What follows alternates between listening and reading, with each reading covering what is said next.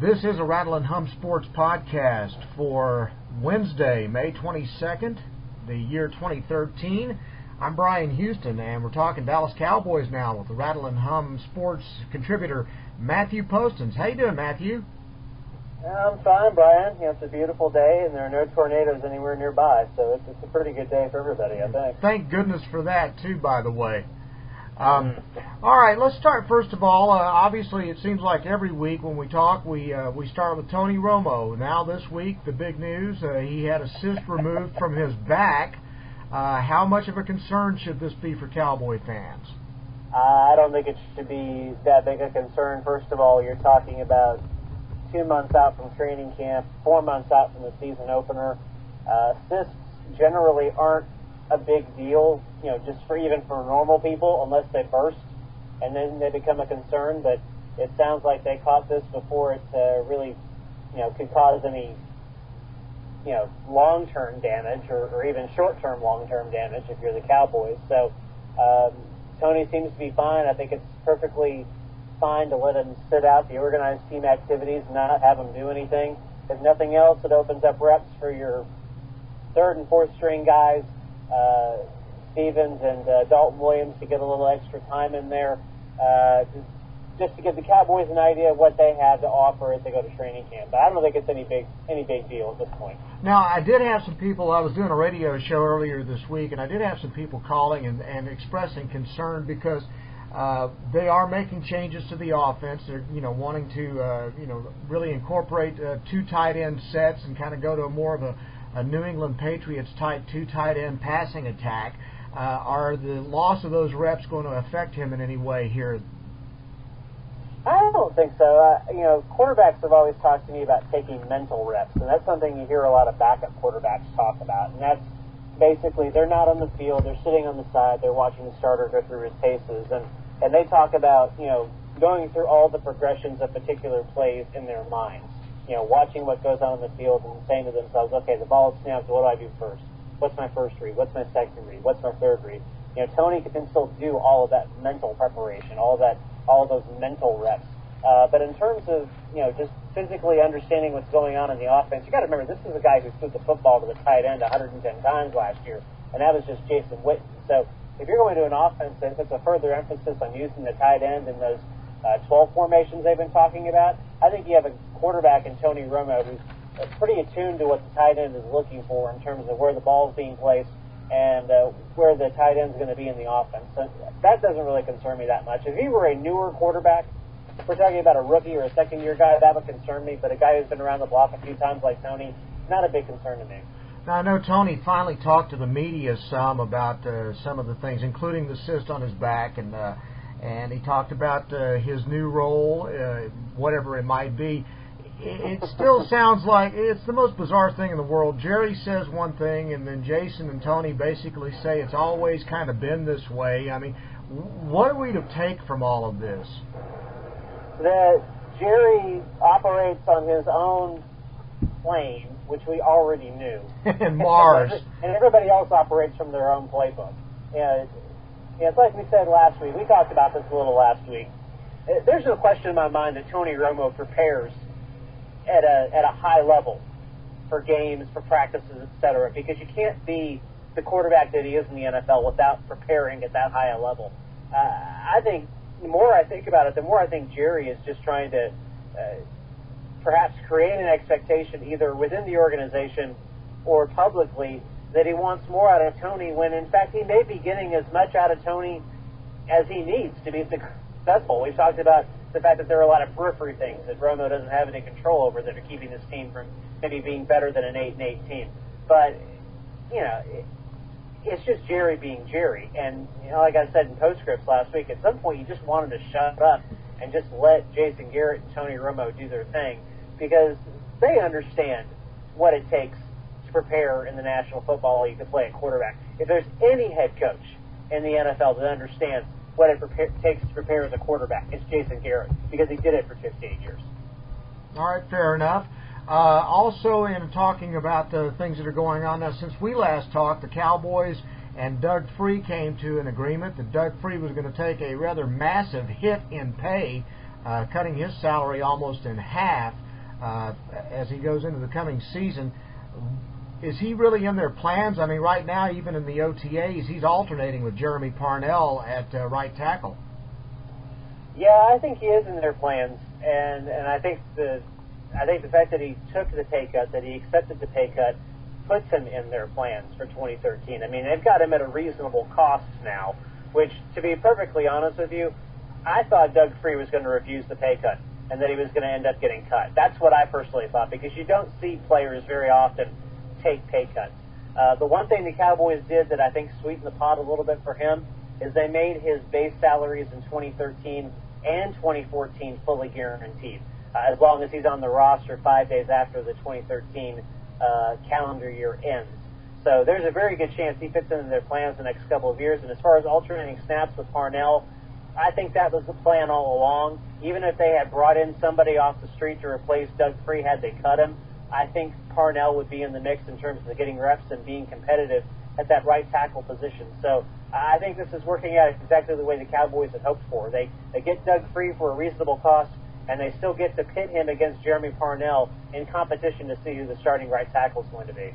Okay, and in seeing the OTAs, not only are we seeing Parnell and Free alternate, we're seeing some young guys on the line, David Arkin and Ronald Leary, splitting time at right guard in place of the injured starter, Mackenzie Bernardo. There's some thought that the Cowboys just need to go with a complete youth movement on the offensive line and put some of these young guys in and let them start playing. What's your feeling about that? Well, if there's one position group on this football team where you could say there's going to be turnover in the starting lineup, it's going to be on the offensive line. Because if you look across this team and you look at the rest of the position groups, you're not going to see a lot of turnover in the starting lineup, I don't think. I think the turnover you're going to see is in the second and third places on the depth chart. But at offensive line, because this offensive line played at such a below average level last year, you very well could see a lot of changes. I personally think Travis Frederick's going to be in there somewhere as a starter. I'm not sure if that's going to be center or guard. If it's center, does that mean you take a look at Phil Costa at one of the guard positions? Leary and Arkin are both guys they were very high on last year. They didn't get a lot of time. In fact, they spent most of the season on the practice squad, trying to figure out if they could play at this level. The Cowboys needed to see if they could play at this level. And I'm not sure if now is the time to throw them in. I'm a bit more cautious by nature. I know Mackenzie Bernardo had some serious injury issues in the offseason. I know that he and Nate Livings did not play at the level the Cowboys expected them to play at in 2012. But when you have two guys who have been around the block a couple of years, they understand the little tricks that can be used to be at least adequate up front.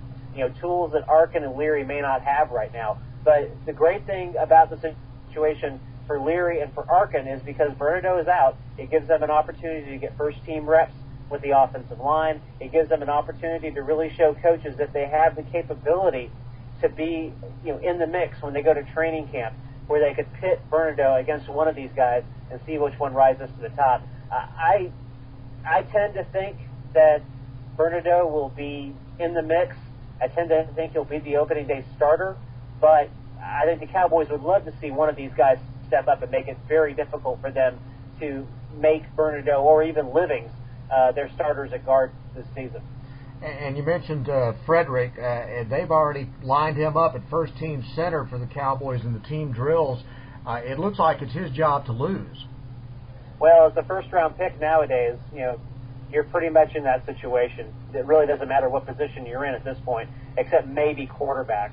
If you're a running back or an offensive lineman or a defensive end or a safety in the NFL and you're drafted in the first round, you're expected to play significantly, if not start. So them lining up Frederick as first-team center doesn't really surprise me at all. I think you'll see him bounce around a little bit, maybe see some reps at the guard positions, just because he does have that versatility, and just because Phil Costa is a solid offensive lineman. I mean, you saw what this team did in that one game where he played the whole game against Baltimore. They ran the football with impunity against the Ravens, and one has to wonder if Costa is versatile enough to be a guard in this offense.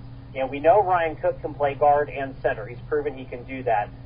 If Phil Costa can prove that he has that versatility, then that really makes the competition at those inside three positions very intriguing to me, because then you have Costa, you have Arkin, you have Leary, you have Livingston, Bernardo, you even have Ryan Cook. You have a really interesting dynamic there where you have a lot of competition, and hopefully you get 2 or 3 guys that really rise up and become the 2 or 3 guys you're going to count on at those positions this year. And you just mentioned a real key thing when you talked about the Cowboys running the ball so well against Baltimore. That was one of the few ball games the entire season where the Cowboys came out apparently determined to run the football, and they were going to run it regardless. And that comes down to play calling. And now we get back to the question again, who's going to be calling the plays this year? Is it going to be Callahan? Is it going to be Jason Garrett? And how much of a difference will that make? Because obviously they can run the ball when they want to run the ball, or at least we think they can, because they showed they could do it against a really good defense that went on to win the Super Bowl.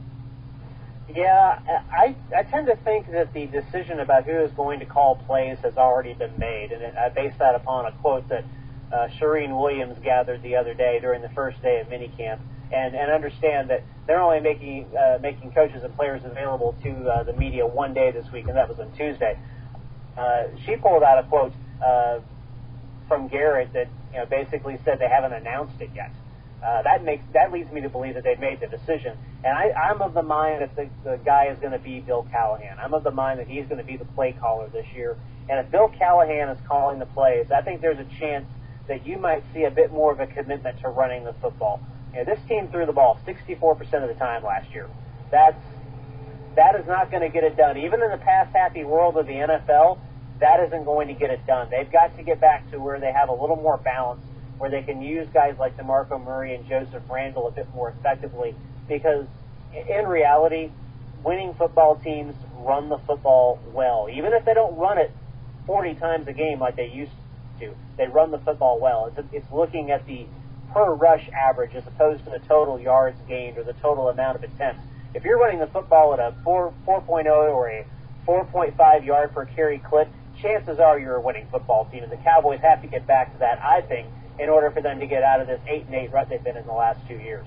Okay, and then that leads to a whole other can of worms then, because of the insistence by Jerry Jones that Tony Romo steps up and become more involved in the game planning, and if Bill Callahan's calling plays, then you start to wonder about the authority of Jason Garrett as the head football coach, and is he completely undermined with this structure if Callahan's the guy calling the plays and Romo is actually in there, I guess making demands on what plays he wants to run?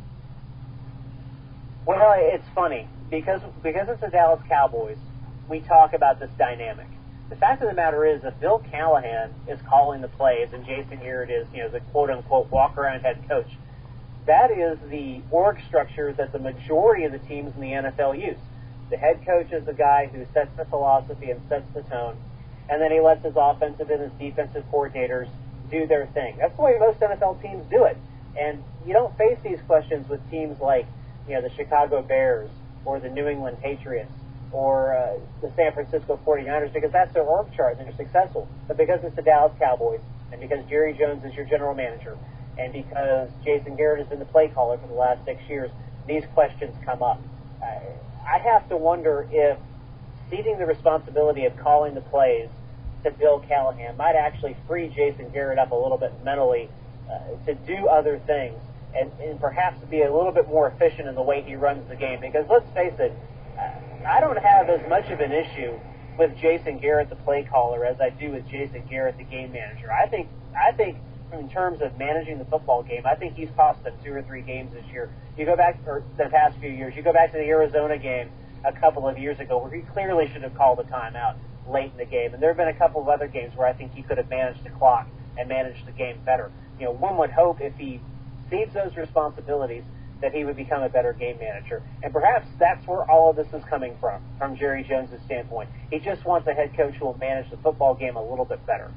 Okay, fair enough. And on top of that, too, the other question you have to ask is because when it looks like the system is being forced on Jason Garrett when they talk about when they draft a tight end in the second round and obviously want to make some significant changes in the way that they run their offense. Again, it looks like, once again, Jerry's placed Jason Garrett in a position where it looks like he's being stripped of all authority. So it does look like Jason is in a situation, and I saw a quote from Nate Newton earlier today that Newton says that Garrett's going to have to go out and establish real early in OTAs and in the fall drills that, hey, he is in charge. Do you agree with that?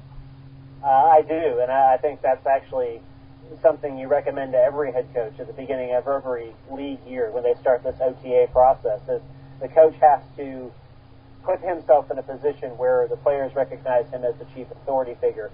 Now, Jason Garrett doesn't have to be the play caller in order to be that chief authority figure. The players just have to be able to see him as, this is where the buck stops. In other words, if there's an issue, if there's a problem, if there's a situation on the depth chart, they have to know that Jason Garrett's going to be the guy where the buck stops. Well, we all know the buck doesn't always stop with Jason Garrett. Sometimes the buck stops above him with Jerry Jones. And that goes back to the root of your issue. Does all of this undermine Jason Garrett as a head coach or as a decision maker?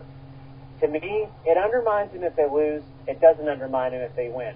If they're 10-6 and they're going to the playoffs, I don't think anybody in that organization is unhappy, or anybody in that organization is talking about credit or blame. But if this team, has another 8-8 year or has another losing season, then yeah, I think all of it goes to the theory that perhaps it undermines Jason Garrett to some degree. Okay, we'll move to another part of the offense now, and I know we haven't even begun to talk about defense yet, but DeMarco Murray right now has to miss some practices because of a hamstring injury. Are we looking at Felix Jones Jr.? Yeah, I don't know. I think this year will be a pretty clear indication as to whether Murray is an injury-prone back, because he has had injury issues both his rookie year and his second year. And those injury issues were significant. It's not as if they were lingering injuries. The injury that took him out his rookie year kept him out for 4 or 5 games at the end of the year. The ankle injury last year kept him out for 6 games. When we talk about Felix Jones and the injury issue, or even a player like Miles Austin, we're talking about lingering injuries. We're talking about hamstrings and things like that. Things that aren't necessarily too serious, but they keep you out for a game or they keep you out of practice. The injuries that Murray has had the past 2 years have been significant injuries that have kept him out for a number of games. So I think what the Cowboys want to see out of him, and I think what fans want to see out of him this year, is a durable back who's going to be there all 16 games and is just going to have to deal with those minor maladies that come up over the course of the season. But if Murray comes up with another significant injury and misses more significant time this year, then I think we're in injury risk territory for a back who, going into 2013, only has 2 years left in his contract. All right, now we can talk about the defense. First, Morris Claiborne adding some extra weight, bulking up to be a bigger, more physical corner in the new defense. What do you make of that? Well, Monty does like his corners to be physical. His quarterbacks are not always up on the line of scrimmage, like they might be in press coverage or in man-to-man. But the cover 2 does put an emphasis on physical cornerbacks. You still have the 5-yard chuck zone. You also want those corners to be able to come up and be physical with the receiver once they have the football. Ronde Barber is probably the best example of that, the recently retired corner for the Buccaneers. He was a player who was very physical with receivers, even though he usually played off the football 2 or 3 yards. So the fact that Claiborne has gone out, put on a few pounds, wants to be more physical, that really falls in line with what Monty Kiffin wants to do at the cover 2. All right, and on top of that, the Cowboys, since we've last talked, also signed former Saints defensive end Anthony Hargrove. What kind of a difference is he going to make? It would seem to me, again, that the Cowboys still are not dealing with the interior of their defensive line where they really need players.